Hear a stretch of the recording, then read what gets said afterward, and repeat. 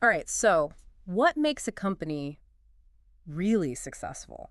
Like really successful? Mm, that's a great question. We hear about all this stuff all the time, Right. right? Cutting edge tech and amazing marketing and all this. Yeah. But what if I told you that one of the most consistently successful companies in America, I mean, these guys are killing it year after year. Oh, wow. They built their empire on something totally different.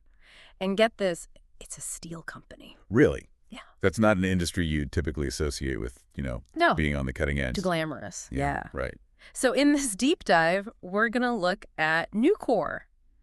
They're a steel manufacturer, and they have been quietly crushing it for decades. Interesting. And I'm not just talking about profits here, though they have plenty of those. Yep. They've consistently outperformed their rivals in what is arguably one of the toughest industries out there. Absolutely. And they've done it all while prioritizing something that you don't often associate with steel mills: employee well-being. Wow. So how do they do it? Yeah. Oh. Well, that's what we're going to find out today. We're going to unpack Nucor's very unconventional approach and see what makes it so incredibly effective. I'm excited to dig into this. What fascinates me about Nucor is that they've really flipped the script on what we think a successful company looks like. Yeah. I mean, they've proven that a people-centric approach isn't just good for morale, it's a recipe for long-term business success. And it really is amazing. Okay, so picture a steel mill, right? Yeah. It's intense, it's hot, it's loud. It's a tough environment. You would not call it a worker's paradise. It's one of those industries we associate with tough conditions and really strict hierarchies, right? Sure. Like, who's the boss? Yeah. Top down. Exactly. But Nucor decided, we're going to do things differently. Hmm. They recognize that the real experts in steelmaking are the people on the front lines every single day. Makes sense. Right. So they built their entire company culture around empowering those individuals. Wow. So how does that actually work? What does that look like in practice? Yeah. How do you build a company around that idea? Right. So that's where their really unique structure comes in. Okay. So imagine a company that operates less like a rigid pyramid, right? Right. With the CEO at the top calling all the shots. Yeah. And more like a network of mini businesses all working together. Interesting. That's essentially what Nucor is, a federation of independent divisions. And each one has a remarkable degree of autonomy and accountability. So instead of having decisions flow down from the top, they're pushing that decision-making power down to the people who are closest to the work. Exactly. They call their employees teammates, and they mean it. I like that. But it's not just about giving lip service to empowerment. They actually embed this philosophy into every single level of their organization. Okay, so how do they do that? Give me an example. Yeah, I've got a great example for you. Okay. So there was a situation in one of their plants where a major piece of equipment needed to be replaced. Okay. So in a traditional company, what would happen? You call in the engineers, get finance involved, put out bids to third-party contractors, the whole 9 yards. Right, tons of red tape. Exactly. But Nucor, they said to their team, hey, you guys can handle this. Right. And you know what? They did. No way. The team took ownership. They designed, they oversaw the entire project themselves, and they ended up saving the company millions of dollars in the process. That's incredible. It's a perfect example of how empowering your people can lead to not just cost savings, but also a stronger sense of ownership and pride in their work. Absolutely. But it goes beyond just, solving problems. Right. This empowerment influences everything, from how they innovate to how they adapt to changes in the market.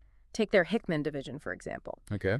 They were doing incredibly well selling steel tubes to oil and gas companies. So this is during the height of the fracking boom, correct? Exactly. Demand for those materials was through the roof. But then 2014 hits, oil prices crash. And suddenly Hickman is facing this massive drop in demand. A lot of companies in that situation would have panicked. Oh, absolutely. Right, but not Nucor. What did they do?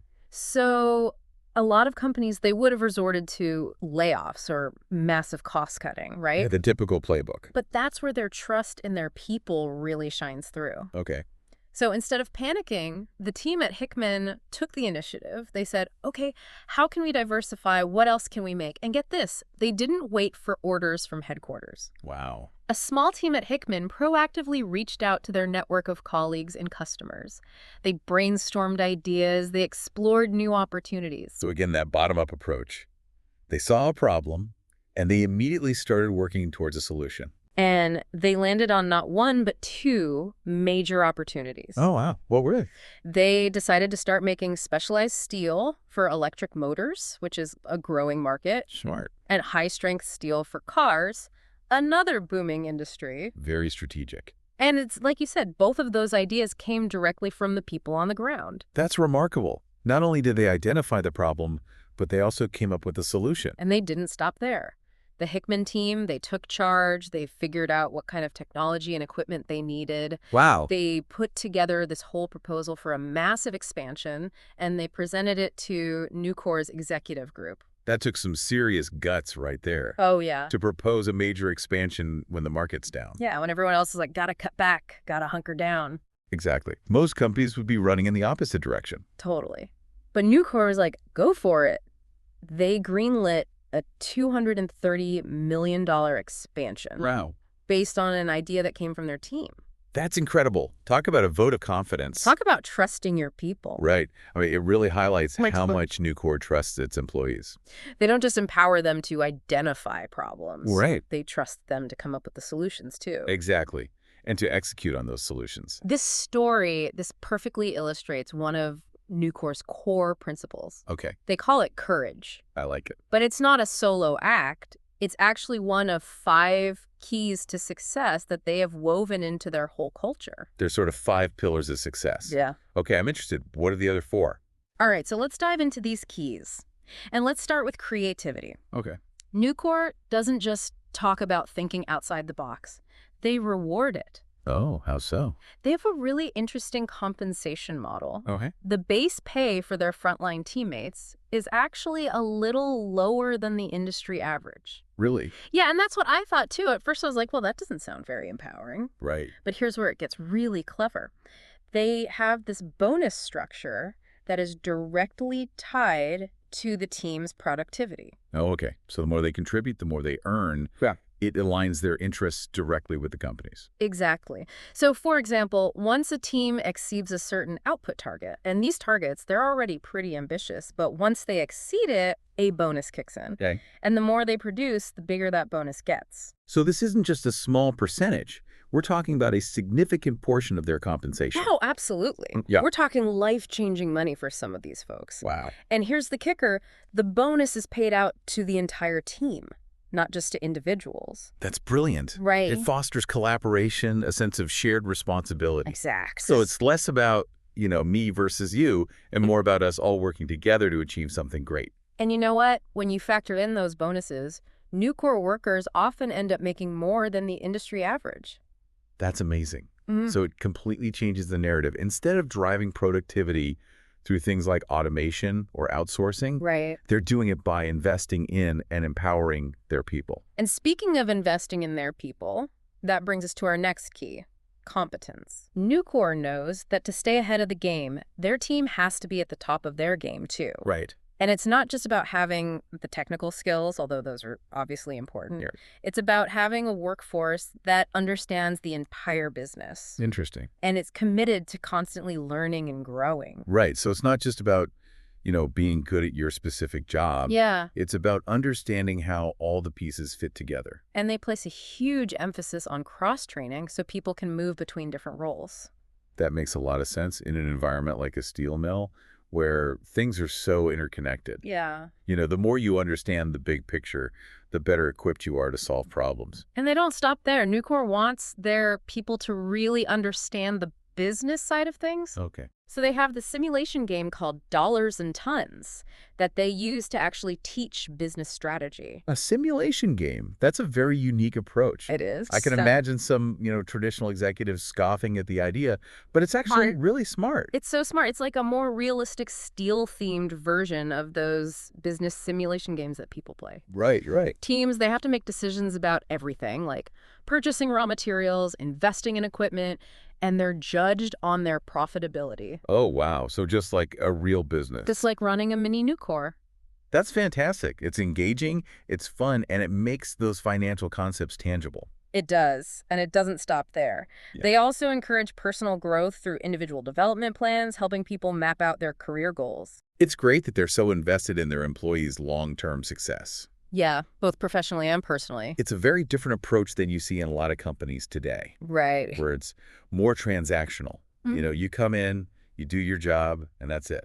Ucore is like, we're in this together. Yeah. It Yeah. seems like they really understand that investing in their people, investing in their own future. Okay, so we've covered creativity and competence. Yes. Now let's talk about collaboration. Okay. This one is huge at Nucor. How so? They are all about breaking down those silos that you see in so many big organizations Right. and fostering a culture of open communication, knowledge sharing. Right. Because knowledge is power. It is. And if you're not sharing it, you're losing out on a lot of potential. Exactly, exactly. And they do this in some really innovative ways. One example is they have something called best marking trips. Best marking trips. What are those? Okay, so these are trips where Nucor teams get to actually visit other Nucor plants to see how they operate, Oh, cool. share best practices, learn from each other's successes and challenges. Oh, I like that. So it's like a company-wide exchange program for ideas. Exactly. I love it. It's like the open source movement applied to a corporate setting. I like that, yeah. And it doesn't even have to be a formal trip. Okay. They also encourage what they call spontaneous networking. Spontaneous networking. Yeah, so let's say you are working on some tricky technical challenge at your plant. Right. You can just pick up the phone and call someone at another facility who has dealt with something similar. That's great. It's about tapping into that collective intelligence of the organization. Yes. Because someone somewhere has probably already solved the problem that you're struggling with. Exactly. And this kind of informal knowledge transfer can be incredibly valuable. Oh, yeah. It really helps to break down those barriers that you often see between departments. Right. And it allows expertise to flow much more freely. So, and this collaborative spirit, it even extends to how they approach new markets. For example, they weren't always a supplier for the auto industry. Really? Yeah. I mean, the automotive industry is quite different from their traditional construction materials. It is. That couldn't have been an easy transition. No, it took a real conscious effort. It started with a few different divisions, all recognizing the potential of that market. But they knew they couldn't do it alone. So they formed what they called a team of teams to figure it out. I love that. A team of teams. Right. So it's like this microcosm of Nucor's overall structure. Yeah. You have these independent units coming together to achieve something bigger than themselves. Exactly. And it worked. I mean, they pooled their resources, they figured out what skills they needed, they got the technology, Wow. and they went out and made it happen. And today, Nucor, they're a major supplier to the auto industry. That's amazing. It's a testament to the power of, collective ambition and shared vision. And it all started with that collaborative spirit. Right. But here's the thing, all of this, the creativity, the competence, the collaboration, it hinges on a foundation of trust. Because without trust, you can't have any of those things. Yeah. Exactly. And that brings us to Nucor's next key principle, commitment. And you're absolutely right. Without trust, you can't expect people to be truly engaged. They're not going to take risks. They're not going to, put themselves out there. They're not going to innovate. Exactly. And Nucor understands this. I mean, they get this on such a deep level. They've created a culture of commitment. Okay, so how do they do that? How do they build that trust? Well, for starters, it's not just about showing up on time and doing your job, right? It's about building a sense of loyalty and mutual respect that goes way beyond that. Okay, so it's more about the overall relationship. It really is. It's about we're in this together no matter what, and they actually back it up with concrete actions. Oh, like what? Like their legendary no layoff policy. No layoff policy. In the steel industry. In the steel industry. That's practically unheard of. It is. I mean, this is an industry that's cyclical. It goes up and down. It's a bold statement. It is. And you know what? They have weathered recessions, market downturns, you name it. And they've never laid off a single employee from their steel mills. That's incredible. Think about the message that sends. Right. Imagine the loyalty and dedication that creates. It creates this virtuous cycle. Absolutely. Because if employees feel secure and valued, they're more likely to go the extra mile for the company. They are. And all of this contributes to this amazing sense of community that they have. It sounds like it. It's not just a company. It's like a family. That's really special. But of course, there's more to it than just the no layoff policy. Right. What else do they do? Well, for one, you won't find any fancy executive suites at Nucor. Oh, really? They keep things really egalitarian. Interesting. No need for status symbols. I see. They want everyone to feel like they're all in it together. Right.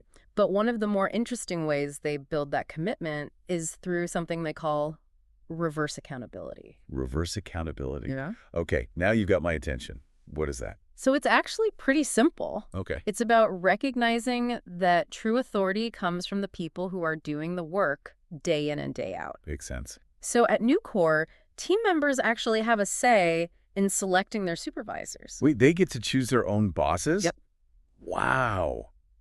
That's It's amazing. really radical, right? Yeah, you never hear about that. And it goes beyond just who they're working for, too. They also have this formal system for upward feedback. Oh. So it's not just managers evaluating the people who work for them, it's the other way around, too. Okay, I like that. So it creates this much more open dynamic where everyone feels empowered. So it's a two-way street. Exactly. I mean, that's really how you build trust. Yeah, it's huge. And it eliminates those barriers we so often see Yeah. between management and employees. Right. And that brings us to our final key principle, courage. Okay, let's talk about courage.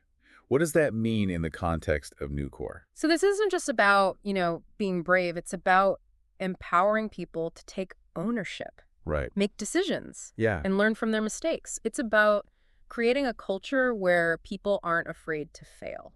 Because, especially in a fast-changing industry, Oh, yeah. you can't be afraid to take risks, to try new things. And you've got to be able to adapt. Exactly. And Nucor walks the walk when it comes to empowering their teams. Yeah. We've already talked about how involved they are in problem solving and, even exploring new markets, but it goes even further. Really? They actually give their frontline teams a surprising amount of control over things like capital spending. Wait, really? So they're giving teams on the shop floor the authority to greenlight major purchases? That's exactly what I'm saying. Wow. We're talking about purchase orders worth tens of thousands of dollars sometimes. That's a lot of trust. It really is. And it makes sense, right? Who better to make decisions about equipment than the people who are using it every single day? Yeah, the experts. Exactly.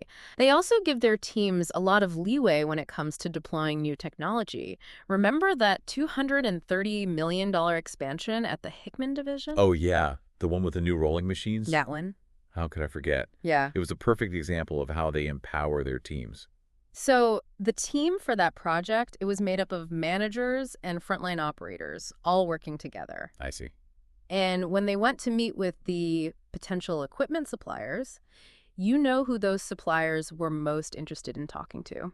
I have a feeling it wasn't the managers. You got it. The operator. It was the operators, because those suppliers, they know who their real customers are. Exactly. And Nucor gets that. They encourage their teams to experiment, to find ways to really use that new technology to its full potential. So they're not just buying equipment. They're investing in that culture of continuous improvement. Yes. And there's one final aspect of this courage principle I want to touch on. Okay. They empower their teams to actually interact directly with customers. No, that's interesting. You don't often think about, steelworkers being on the front lines of customer service. I know, right? But it makes so much sense. It Yeah. allows them to build much deeper relationships. Right. So they have these things called line-to-line meetings. Line-to-line meetings like So that. these are meetings where production teams actually visit their customers' facilities. Wow, they go on site. Oh, yeah. Automotive plants, construction sites, you name it. They get to actually see how their steel is being used. Exactly. And they don't just observe, they'll actually sit down with their customers and have real conversations. Like, hey, how's the steel performing? Any issues? What can we do better? So they're actively seeking that feedback. Oh, yeah. They're all about continuous improvement. That's fantastic. It's a brilliant strategy, and I bet it builds a ton of loyalty. It does. And because they've already built this foundation of trust with their customers, if there are any problems that come up, they can address them right away. It's really smart. So there you have it. Those are Nucor's 5 keys to success: creativity, competence, collaboration, commitment, and courage. And it's not just about making steel. It's about building a company where people feel valued, Right. empowered, and inspired to do their best work. And I think what's so impressive is that their track record really speaks for itself. Mm-hmm. They've consistently outperformed their competitors, they've weathered these economic storms, and they've managed to stay ahead of the curve in an industry that's known for being incredibly challenging.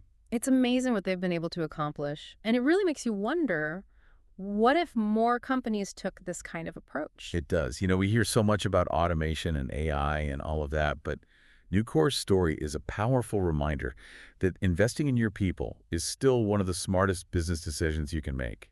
Couldn't agree more. Well, that's all the time we have for today's deep dive into the amazing world of Nucor.